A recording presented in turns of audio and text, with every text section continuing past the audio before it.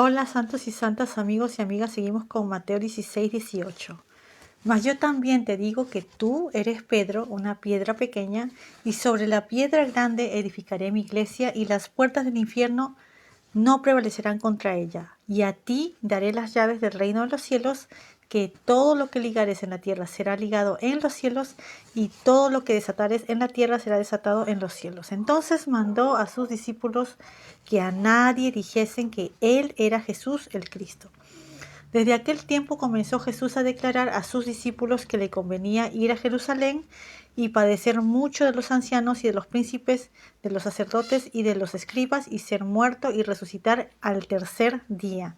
Y Pedro, tomándolo aparte, comenzó a reprenderle, diciendo: Señor, ten compasión de ti, en ninguna manera esto te acontezca. Entonces él, volviéndose, dijo a Pedro: Quítate delante de mí, Satanás, me eres estorbo, porque no entiendes lo que es de Dios, sino lo que es de los hombres. Entonces Jesús dijo a sus discípulos: Si alguno quiere venir en pos de mí, niéguese a sí mismo y tome su madero y sígame. Porque cualquiera que quisiere salvar su vida la perderá, y cualquiera que perdiere su vida por causa de mí la hallará. Porque ¿de qué aprovecha al hombre si ganare todo el mundo y perdiere su alma? ¿O qué recompensa dará el hombre por su alma? Porque el Hijo del Hombre vendrá en la gloria de su Padre con sus ángeles, y entonces pagará a cada uno conforme a sus obras.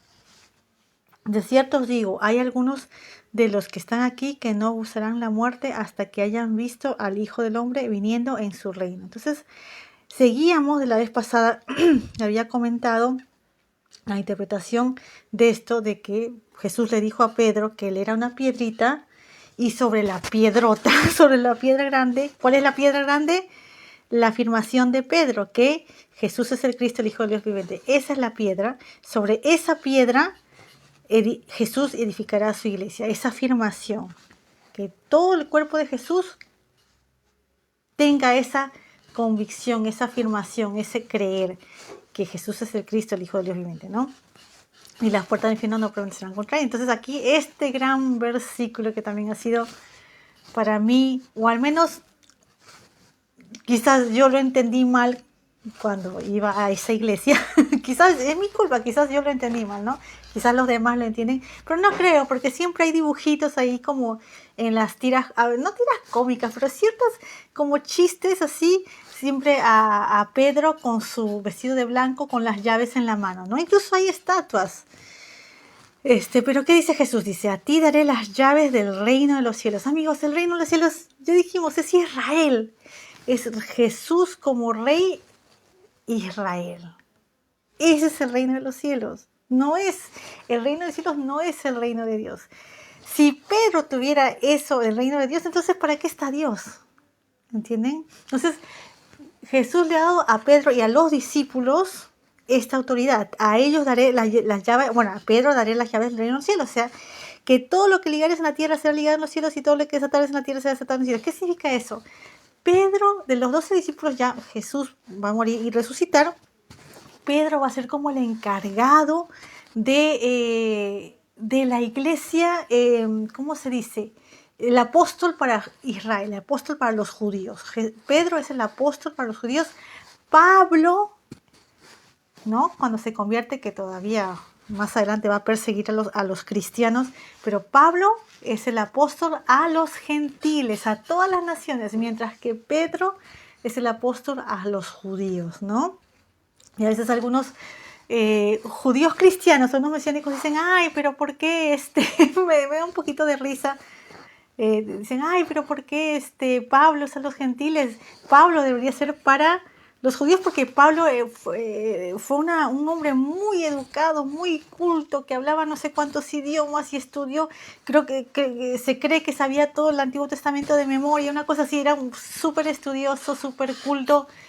Pedro era un pescador, ahora no era un analfabeto ni nada de eso, pero era un que tenía una educación, pero una educación académica limitada, ¿no?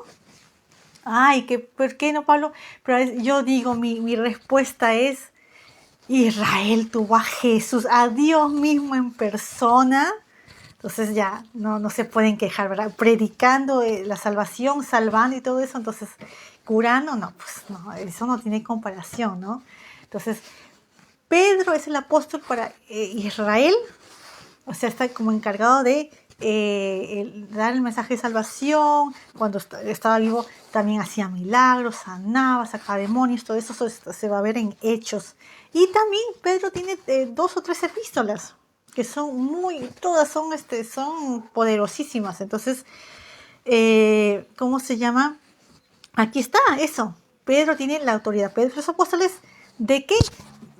Dando el mensaje de salvación, ligan en la tierra para los cielos, ¿no? Y la gente que rechaza el mensaje de salvación, ¿qué es? Desata en la tierra y se desata en los cielos, ¿no? Esa es una manera de interpretarlo. Yo sé que hay gente que interpreta este versículo de otras maneras, pero a mí me parece que esa es la mejor manera. Es el reino, la llave de los cielos es el reino de Israel, y Jesús como rey Israel, ¿no? Bueno, entonces mandó, aquí se pone interesante la cosa, ¿no? Entonces mandó a sus discípulos que nadie dijese que él era Jesús el Cristo. Entonces yo digo, pero ¿por qué no? Como que no era un secreto. Hay varios motivos. Primero que ya a esas alturas yo creo que todo Israel lo conoce. Ya ha ido a diferentes pueblos, ciudades, ya lo conocen.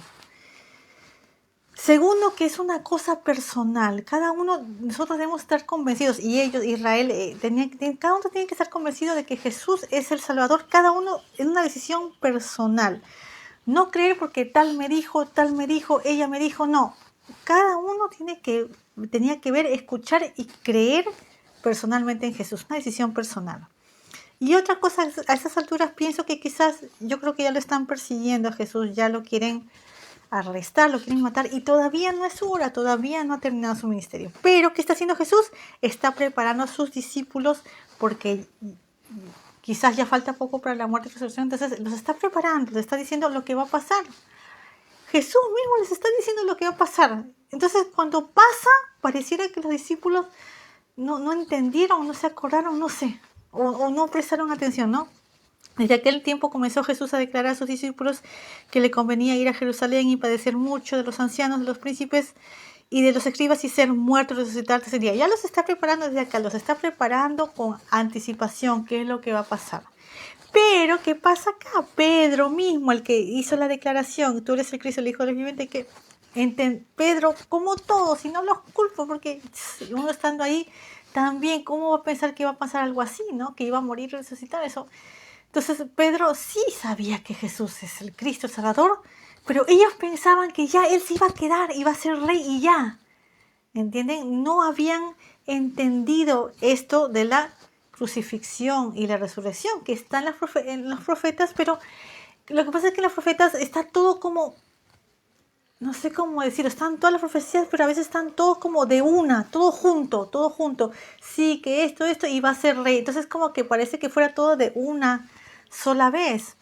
Entonces Pedro no entendía esto, ¿no? Como los demás discípulos, no entendía. Entonces, tomando la parte, comenzó a reprenderle, diciendo, como a reclamarle a Jesús, no, Señor, ten compasión de ti, de ninguna manera esto acontezca. Ahora, la muerte y la resurrección es tan importante que para eso fue que Jesús vino, para eso, para ese gran sacrificio, ¿no? Para así darnos vida. Porque nosotros estamos muertos en nuestros pecados, pero recibimos la salvación de Jesús y Él nos da vida, nos perdona, nos limpia, ¿no? Y nos da vida eterna. Entonces, Jesús, ¿qué le dice? Quítate delante de mí, Satanás. Parece como un poco fuerte, ¿no? ¿Por qué? ¿Por qué le dice Jesús así? ¿Por qué? Porque la muerte y la resurrección era fundamental. Para eso vino Jesús. Entonces, al Pedro decirle, no te acontezca esto, es como que lo está tentando, como diciendo, no hagas eso. Cuando para eso vino, para algo tan difícil, tan doloroso, tan humillante, tan duro. Entonces, como que lo está tentando, ¿no? Como que no hagas eso. No, es una tentación. Entonces, por eso le dice, quítate delante de mí, Satanás, me eres estorbo porque no entiendes lo que es de Dios, sino lo que es de los hombres. Y eso mismo, amigos. ¿Cuántas veces nos pasa a nosotros también? Ahora, nosotros no nos va a pasar así como a Jesús. Lo de Jesús es único, su muerte y su resurrección, pero a veces uno pasa situaciones difíciles o pasa cosas y nosotros no vemos la pintura a larga distancia, no vemos la cosa a larga distancia, nomás vemos la cosa de ahorita, quizás mañana, pero no vemos lo de 1 año, 5 años, 6 años, 10 años, ¿entienden? Y es difícil entender. Entonces, ¿qué dice Jesús? En el caso de su muerte y su resurrección, dice, no entiendes lo que es de Dios, sino lo que es de los hombres. Se está enfocando en las cosas de los hombres carnales, temporales, y no el largo plazo, no el fin de Dios, que era salvar a todo el mundo a través de Jesús, siempre y cuando cada uno se arrepienta y tome su decisión de creer en su muerte y su resurrección, ¿verdad? Bueno, entonces Jesús dijo a sus discípulos, si alguno quiere venir en pos de mí, niéguese a sí mismo, tome su madero y sígame. Ahora miren, todavía Jesús no ha sido crucificado y como dice, tome su madero y sígame. ¿Qué quiere decir? Que en lugar, ¿qué quiere decir esto? Que en lugar de decir yo, mis cosas, mis deleites, mis cosas. Ahora, ¿qué quiere decir? Dios nos está diciendo que toda la vida es un sufrimiento. No, uno debe hacer lo mejor que se pueda, disfrutar también. No es toda una vida una tortura, pero ponernos a nosotros mismos encima de Dios o encima de las cosas de Dios, ahí está. Entonces, primero las cosas de Dios, después nosotros, bueno, nuestra familia y nosotros, ¿entienden? Primero las cosas de Dios, amar a Dios, obedecer a Dios, a cumplir con nuestras responsabilidades, estudiar, trabajar, todo eso. ¿Entienden? Siempre obedeciendo a Dios, siempre poniendo a Dios primero. Entonces hay gente que no, mucha gente, incluso nosotros mismos a veces son yo, mi esto, mi cosa, mi profesión, mi éxito, todo encima, o sea, nosotros encima de Dios, no, eso es lo que quiere decir, ¿no? Porque cualquiera que quisiera salvar su vida la perderá y cualquiera que perdiera su vida por causa de mí la hallará. Entonces cualquiera que, claro, mi vida más importante que Dios, no, eso no, ¿verdad? Pero poner a Dios primero, hacer su voluntad, obedecerle, cumplir con nuestras responsabilidades, poniendo a Dios primero, entonces ahí sí, ¿verdad? Y obedeciéndole a Él, haciendo su voluntad. Y bueno, ¿no? Eso es lo que quiere decir eso, porque ¿de qué aprovecha el hombre si ganare todo el mundo y perdiere su alma? ¿O qué recompensa dará al hombre por su alma? Ese versículo es muy conocido, muy poderoso, ¿no? Tener todo el mundo en la mano y tu alma, ¿qué? ¿No? Nuestra alma, ¿qué? Mi alma, tu alma, ¿qué? ¿Verdad? Por eso, poner a Dios primero, arrepentirnos, aceptar su salvación. Si ya hemos aceptado su salvación, ser fieles, leer su palabra, obedecerle, amarle sobre todas las cosas, orarle, perdonar. No es fácil, ¿no? Muchas de estas cosas no son fáciles, amigos, pero con Dios son posibles y hasta fáciles. Dios mismo, Jesús mismo venció, él dijo, en este mundo que tendremos tribulaciones, tendremos ¿cómo se dice? Tendremos angustias, tribulaciones, pero confiar en Jesús porque Él venció. Confiemos en Jesús, Él venció. Porque el Hijo del Hombre vendrá en la gloria de su Padre con sus ángeles y entonces pagará a cada uno conforme a sus obras. Esto, por eso mucha gente dice, obra, portarse bien, hacer bien, donar, eso.